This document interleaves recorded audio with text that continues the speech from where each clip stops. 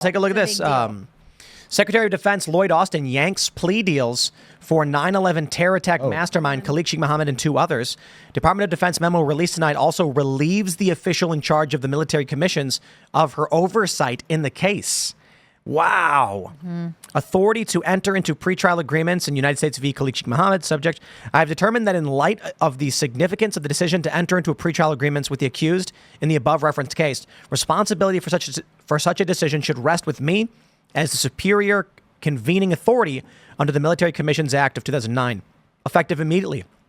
I hereby withdraw your authority in the above referenced case to enter into a pretrial agreement and reserve such authority to myself, effective immediately. In the exercise of my authority, I hereby withdraw from the 3 pretrial agreements that you signed on July 31st, 2024 in the above referenced case. Wow. Oh, wow. That is wild. Man. Interesting. So we were just ragging on them because you got these J6ers locked up, some of them without charges, one guy in Brooklyn, and they're going to cut pretrial agreements, plea deals with 9/11 terrorists. And now you got a curveball. They just shut that whole thing down. Well, I don't know. I think that's the right thing to do. So I think so too. Give a shout out to Lloyd Austin. What do you think happened? Optics? It does look pretty bad. I mean, these guys pleaded guilty in exchange for not having the death penalty. They pleaded guilty to killing 2,900 people in exchange for not having the death penalty. Now, I am not in favor of capital punishment. But it's hard to say that these guys should have any punishments removed from the table after they committed the worst act of terrorism on Americans in our country ever. Like, that is just insane. Yep. You know, that's just insane. Like, how are we killing mentally ill people in Texas, but these guys get off? Right. It's weird. It's weird. It's weird, too, like that we're just talking about 9/11 so much now. I don't know if you've noticed this, like on Twitter. There was that whole new video that was released. Yeah, it's just 9/11 is just everywhere, which always makes, gives my like... It gives you a little spidey sense tingling. The crazy part of my brain goes off. Like, why are we talking about all these things all the time right now? Are they trying to get moderate Republican types to defend Democrats or something? Oh, they do weird things like this all the time, too. When I was still teaching, and obviously this is way different, but it's 9/11-ish, is they had a lot of terrorists that I saw professors promoting a book of terrorists that were writing poetry. Do you remember that? It was like, this is terrorist poetry. Yeah. You should buy it and read it. I'm like, I don't know. That's kind of weird. Kind of weird. I don't want to read the poetry of terrorists. I'm good. If I don't read the poetry of terrorists, does that make me Islamophobic? Yes, actually, yes. I think it's sad that we have to speculate what the reasoning is behind this. I mean, this should be the right decision because it's the right decision. We shouldn't have to speculate whether it's good for optics or whatever. It's sad. Yeah, that's a great point. How have we not had the trials, though? We haven't had the trials because every time we've tried to have trials, the defense attorneys for the, murdering terrorists have said that they were mistreated while they've been detained, and so therefore they can't have any trials. Wow. That has happened multiple times. So that's a big part of it. Is they keep filing all these motions like this it is it's crazy. There are many voters right now who are going to be voting in November who were born after 9/11. It's true. Obviously born after 9/11. There's going to be a 24-year-old who was a year old, not even a year old on 9/11. Mm-hmm. And they're not going to understand pre-Patriot Act. And then think about the next 20 years when we're all going to be super old. I don't know about super old, but, I'll be 58. And you're going to have the key demo, the majority of the working class, mid-range workers are going to be people who were born after 9/11. And the Patriot Act and the surveillance state and the manipulation and the AI will just be normal to all of them. Mm-hmm.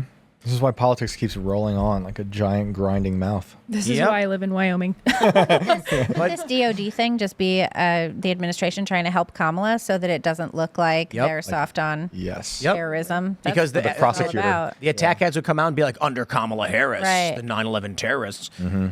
But man, youth vote doesn't really matter all that much.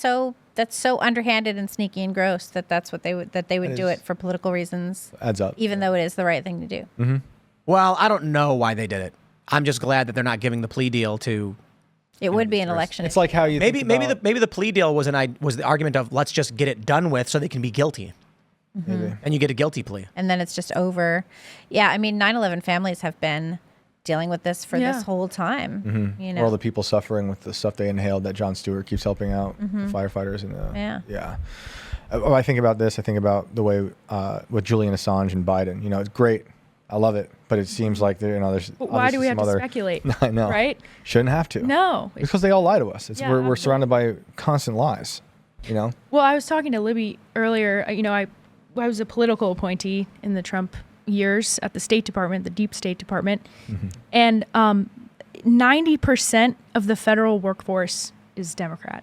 90%. So when a Republican comes in, so they're all rowing in one direction, right? They're all rowing in the direction of liberalism, Democrat, whatever. Right. And so when a Republican comes in, it's like you have to turn the entire ship. Wow. And so they talk about, you know, deconstructing the administrative state, but the level of effort that it will actually require to do that is really, I mean, I don't think people realize what it's going to take to actually. What do you think it takes? Is it? I mean, I think you have to bring people in from out of DC that are preparing themselves for their next job and just building. They look at these. This is a resume builder. These jobs. They don't actually remember that they're serving and on the payroll of the American taxpayer. And so I think you have to bring people from outside of DC that have no ties here. And that have no interest in the cocktail party circuit, no interest in building a career here. You give them a job and then they leave. Right. But why? I know that sounds crazy, but that? Why would anyone do that? You have to believe. I mean, there were a lot of people that wanted to do it in 2016, and there still are. But you just, you know, you have to. People go into industries to build careers, though, not just to have a job. You know, that's true. That's true. And maybe a younger crowd who hopefully has more conservative values starts, you know, infiltrating, and that's where it can change.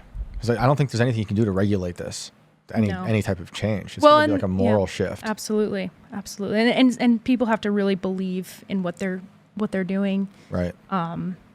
But and then you were saying earlier that you think it's just all a wash, you know, and I think there are a lot of people that feel that way. You know, that they just don't have any sort of say over how it works. And it's just like you're seeing people disagree on the most fundamental things. Right. I don't know how these people ever come together to do anything. It's going to be hard. For a long time. It's going to be really hard. Yeah. Again, why I live out in Wyoming with a bunch of guns. Yeah, stop promoting it. They're going to come build more houses there. It's too cold. It's way too cold out in Wyoming and windy for a lot of people to come. I mean, the winters are really harsh, so. Yeah, I don't know. That's how I feel about it's one thing I'm actually worried about West Virginia. I've been thinking about a lot lately is infrastructure. That's everyone's favorite word. There's not a lot of people, but all of a sudden, a lot of people. And There's hospitals been a and lot restaurants. Of housing. There's been a lot of housing. They can already not handle a lot of this, what we have now. And now that there's all this new housing, that basically these houses like grow up out of the ground overnight. Right. I'm like, how are they going to? A lot of tight zoning. Right. And how are the hospitals going to handle this? Because there's already hospitals, you know, my wife being pregnant and stuff, we've been, you know, going around just looking. Yeah. Not many hospitals. Some of them one of them just had a crazy flood. All these people are moving here. It seems like a recipe for disaster. Either that or a recipe to get a lot more tax dollars and build some stuff. Yeah. You know, this past winter, it was funny. My son and I, we were at the grocery store and the grocery store was packed. And everyone was stocking up on everything. We were like, oh, what's going on? You know, and they were like, there's going to be a huge blizzard coming through. And we were like, oh, well, okay. You know, so we got like a couple extra things, not that much extra stuff, and some rock salt. We went home. And do you know that rock salt is still in the trunk of my car? I have never used it. And the blizzard comes and we were like, oh, look at it's pretty. And then we figured out what the issue was.